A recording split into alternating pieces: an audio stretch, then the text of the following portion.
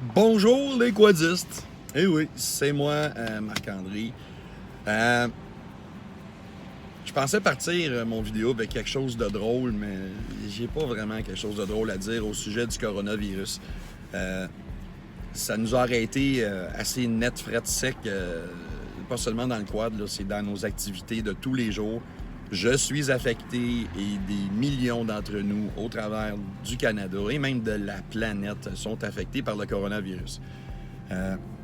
On essaie de respecter les consignes du gouvernement, éviter les déplacements, aller pas voir mon oncle Raymond puis ma tante Rolande, éviter les déplacements puis de vous retrouver en groupe pour éviter justement que cette cochonnerie-là se répande plus vite que la normale. Parce que c'est sûr qu'elle va se répandre, puis les chances que tout le monde finisse par le pogner sont là. Mais c'est d'éviter que tout le monde le pogne en même temps pour pas qu'il y ait des gens qui meurent faute de soins médicaux. Bon, OK, on passe à autre chose. Du côté du quad, ben, écoutez, notre saison, ben, infinie, c'est bien plate. On a eu droit aussi cette année à notre merveilleuse mère nature qui a eu c'est des SPM, je ne sais pas quoi dire ce qu'elle a eu cette année, mais on a eu ben de neige, pas de neige, ça a fondu, ça a gelé, il retombait un gros paquet de neige, ça a fondu, ça a slushé, ça a gelé, en tout cas. Bref, c'est une saison qui n'était pas particulièrement intéressante pour faire du quad au Québec, mais j'ai eu la chance, moi, de faire une couple de 1000 kilos cette année, puis je suis bien content. Je me suis fait pas mal de fun, d'ailleurs, à vous rencontrer d'un coin à l'autre de la province. C'était super le fun, puis regarde, c'est cool. Bon, qu'est-ce qu'on fait maintenant comme quadiste à se pogner le beigne? Parce que si on fait pas partie des gens qui ont des travaux, qui ont un travail qui est essentiel, un service essentiel comme le domaine de la santé, les médecins, les infirmières, les fameux préposés aux bénéficiaires, ceux qui ramassent la cochonnerie, comme le vous, ces affaires-là, ben, qui travaillent encore très fort. Ma soeur fait partie d'entre eux, d'ailleurs, elle travaille dans le domaine de la santé. Continue à admirer.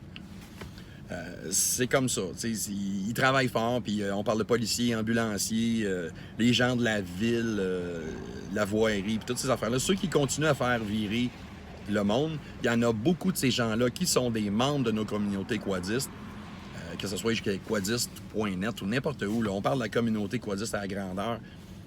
Merci. Merci de risquer votre santé et d'être là dans les moments difficiles de la société. C'est ça. Merci. De l'autre côté, on va parler quad. J'ai publié plus tôt aujourd'hui un test qu'on a fait de 4 savons. Ben oui, tester du savon. C'est parce que le temps doux s'en vient, le printemps s'en vient.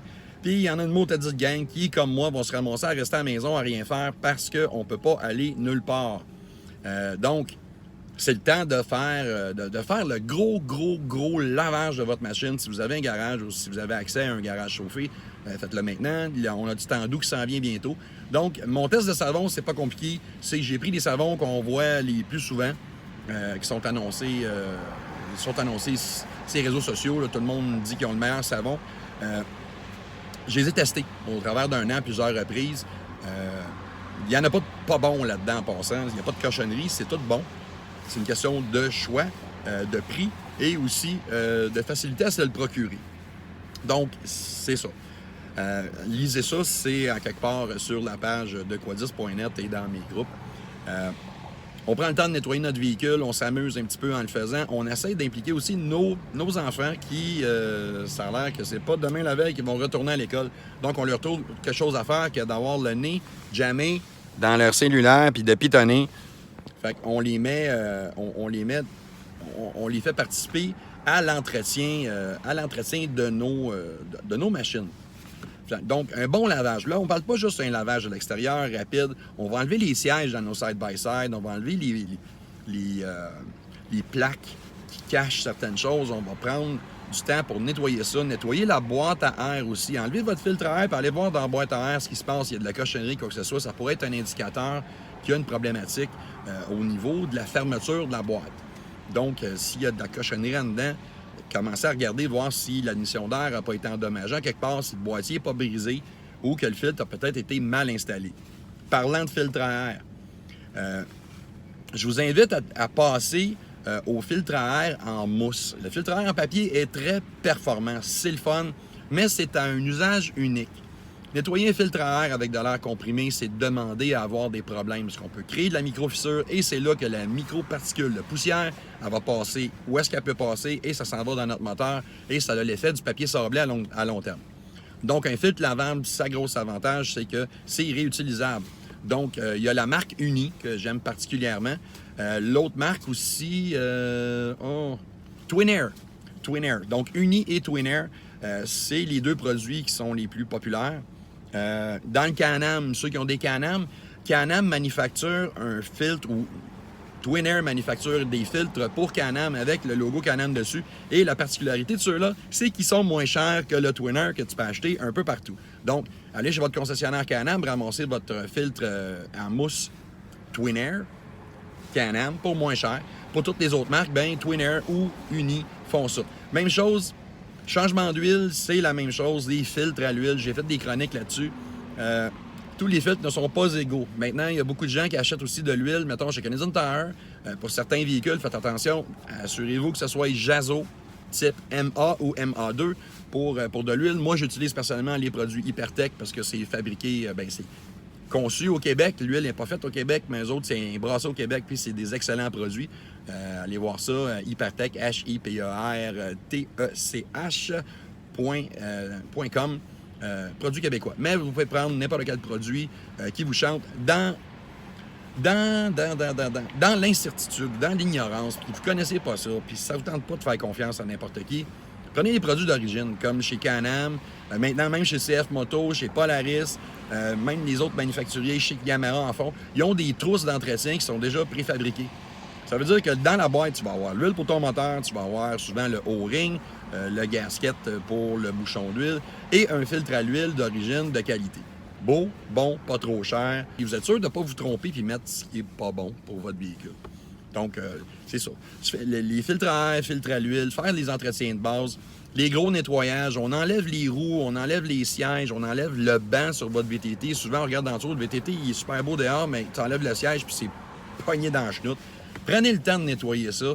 Prenez votre temps. On n'a rien que ça du temps. On a beaucoup, beaucoup de temps. Fait que prenez le temps de faire comme du monde.